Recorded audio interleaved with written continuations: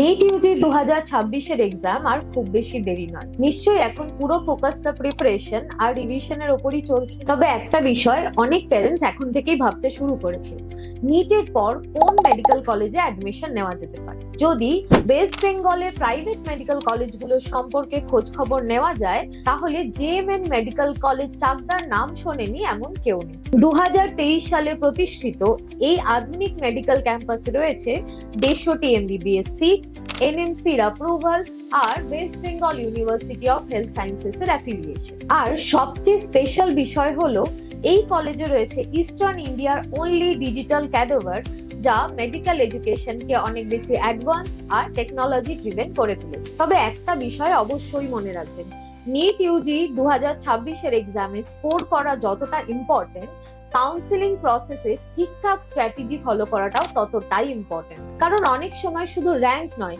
সঠিক choice ceiling, counselling স্ট্র্যাটেজিও একটা medical স্টুডেন্টের ক্যারিয়ারে সঠিক দিশা নির্ধারণ করে দিতে পারে। 2026-এ সম্ভাব্য কাট অফ কি হতে পারে, কাউন্সিলিং এর প্রত্যেকটি ধাপে কিভাবে এগোবেন, এই প্রত্যেকটা বিষয় সম্পর্কে আগে থেকেই একটা নির্দিষ্ট ধারণা তৈরি করে রাখা কিন্তু খুবই গুরুত্বপূর্ণ।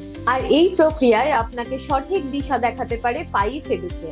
আমাদের এক্সপার্ট নিট কাউন্সিলররা কাউন্সিলিং প্রসেস থেকে শুরু করে অ্যাডমিশন প্রসেস অবধি সম্পূর্ণ বিষয়টাই আপনাকে গাইড করতে প্রস্তুত। তাই নিট এক্সামের পরবর্তী পরিকল্পনা নিয়ে এখন থেকেই সচেতন হন।